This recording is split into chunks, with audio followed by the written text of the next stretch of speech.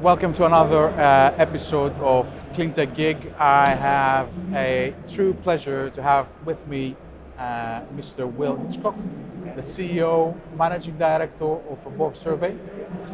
So we're going to have a very interesting discussion with Will, chatting about what is new in our industry, what is going on with drone surveys, how do we handle data, and obviously we are in the Solar and Storage Live, which is the event in the UK to be in the solar industry. So Will, thank you very much for taking the time to speak with me. Thank you. Always a pleasure, always insightful when I speak with you. So to start with, tell us a bit about Above Survey.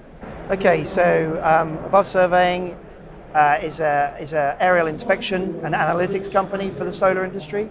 So we set up 4 years ago, identified a problem in the market where how do you do consistent aerial thermography to an IEC standard. So we've developed a methodology and an offering to deliver that. But now we've also got our own software platform that can present inspection data and test data, not just from the drone, but from other sources. So we're sort of software and inspection. How come you came on with that idea to start Above Survey? How does it connect with your personal interest, perhaps? So I've got a passion for renewables. I like things that fly, and my previous life was software engineering. So they all came together. When I was building assets during 2014 and 15, we used drones for construction monitoring, and it was just a logical extension to start looking at doing aerial thermography. And we developed our own methodology, and really string monitoring alone doesn't give a true picture of that asset's health. The drone and thermography does give a layer of insight that there is no other way of doing. So it's commanded instant value in the market. I remember back in the day when you started in Milan and you did your first presentation in Milan, demonstrating a new way of doing infrared tests and checks. Now everybody was a bit skeptical about the idea. Gimmicky, How do you feel like 4 years, 3-4 years after? Well, it's sort of, what was interesting back then was it was sort of deemed a bit of a gimmick and a kind of an interesting thing. But actually what we did to start to penetrate the market was do a free inspection of 1 megawatt of an asset. And every single time we did it, every single one of those people turned into clients because we exposed things that they were unaware of. So it really did catalyze an industry. And now these services are part of EPC contracts for commissioning milestones. And most of our clients now are asset managers where they're having these inspections done every year or every 2 years. So it's now become a thing that the industry just needs to embrace. But are you a drone company or you're a data company? Because there is a bit of a a bit of involvement here as well. Yeah. So on the software, the key thing that we managed to do was not only collect data accurately across 100% of your modules, but also our own software to present those results. And that's really key because it's all well and good being given a whole load of information. It's how you can distill it and then digest it. So our software has been developed over the last 4 years, and we now call it the Inspection Hub, and we're able to suck in electroluminescence, imagery, flash tests, IV curves, other data, which really does complement the aerial inspection data, as well as stand on its own 2 feet. But we do see a gap in the market. So much money is being spent on inspections and testing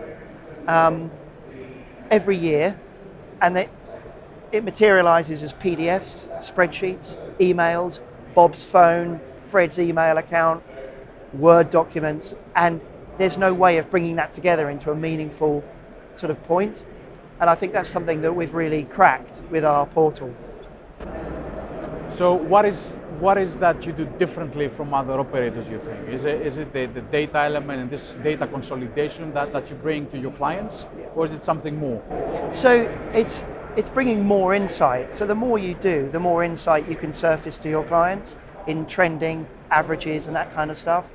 So we've got, we use partner operators to do our flying in other territories, but the real magic is how we then interpret that data and present it to our clients. And that's really the value bit.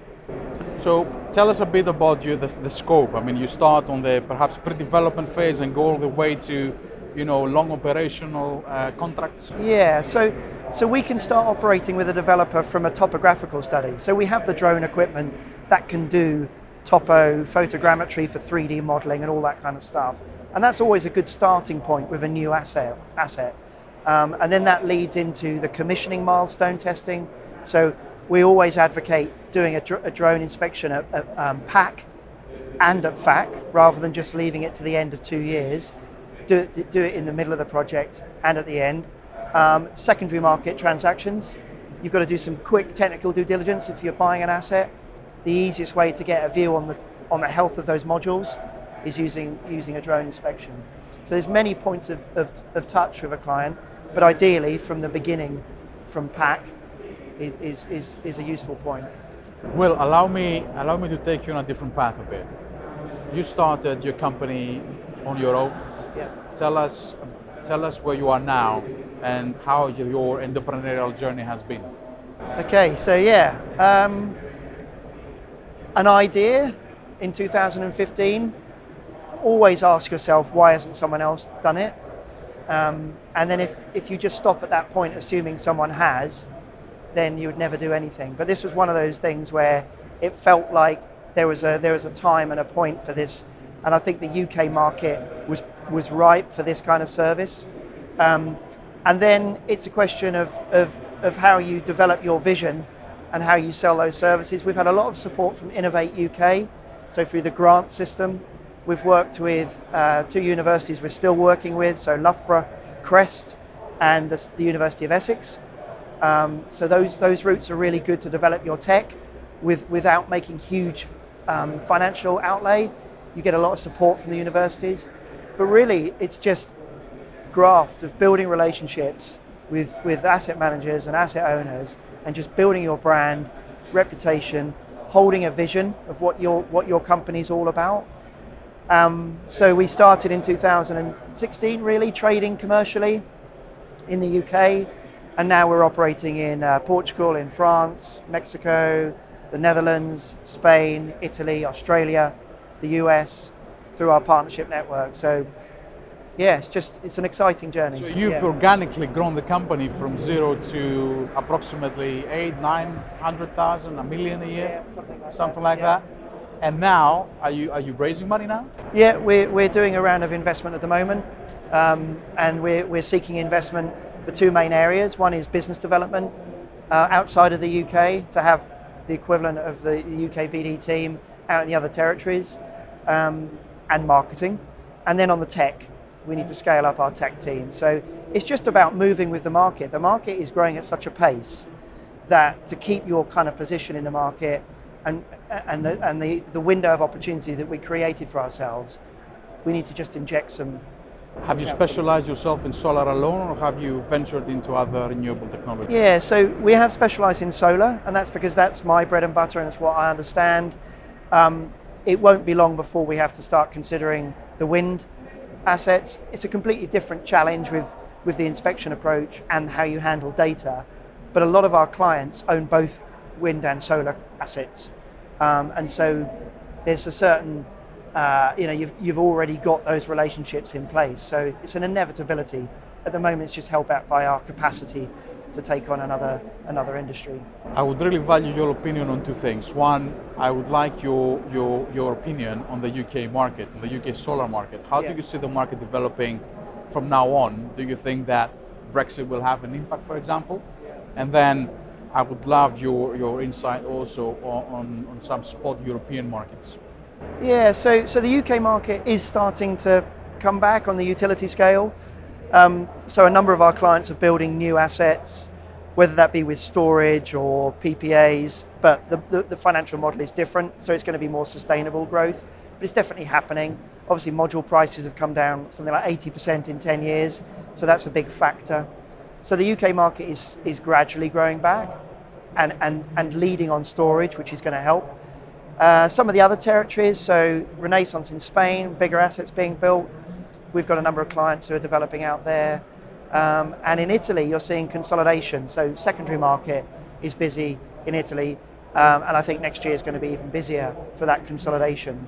But there's no denying that with the climate emergency and the need for renewables, that you just got to see an uptick of an order of magnitude to build the amount of renewable energy that we need out there. So I think the future for solar is incredibly positive.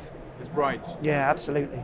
But where is the catch? What do we need to do differently as an industry to accelerate that? Because I always say that the technology to stop climate change or reverse climate change is here. We don't have to somehow, discover something in the future. It's not a futuristic technology. We have the technology now.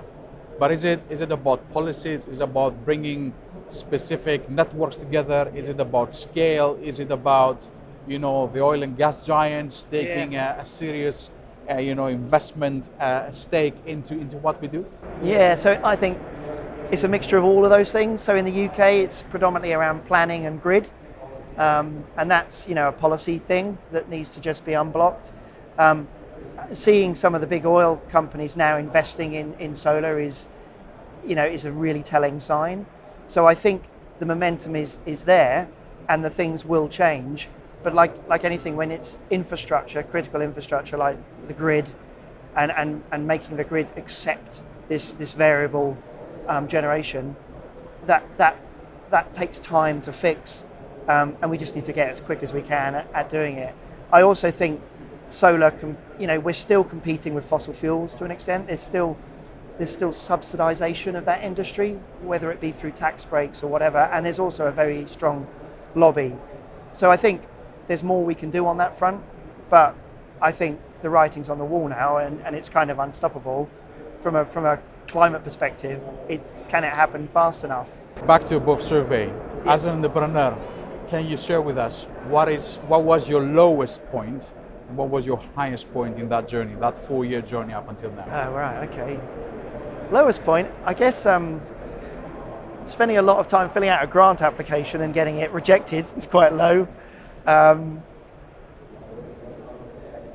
think Losing a client? No, we haven't lost a client actually. We've never lost a client. It's been mainly high points. It's just been one of those challenges that's just been, some bits are really hard, some bits are easier. There's nothing specific that springs to mind. But your highest point? The highest point is just looking back and knowing that we've now got clients that 4 years ago were completely skeptical about the value and are now signing us up year on year to do more and more of their portfolio. How critical is the team on that? My team, I've got a fantastic team. It's absolutely critical because I think not just within above, but I mean, how critical do you think is the team and the people to create that successful environment and bring forward that into the clientele? So I think having a passion for the industry you're working in. So I spent many years working in corporate land, if you like, in banking and law, something I wasn't particularly passionate about. And I can see the people that are working in above now have a genuine connection with the need for renewables and also a connection with the innovation of what we're doing. They're doing something that they know is unique and is innovative. And I think that just motivates people so much more than you see in bigger organizations. So the dynamism that we can have and the agility that we've got to respond to a new market need or demand just keeps it interesting and I think motivates people. If you could give an advice to your younger self 4 years ago, what advice would you give? Get into an industry that you're passionate about because you can excel at it. I probably started working in an industry that I was passionate about when I was 44 years old. That's a lot of working life to get to that point. But I got there in the end, so. And what future holds for above? What is the next thing? So, complete the fundraise, penetrate the other markets, become a standard on how you do these things properly, and ultimately just delivering so much more value in what people are doing, spending money, inspecting and testing their assets, ultimately leading to a more robust industry. Will, thank you very much for your time. Thank you. Cheers.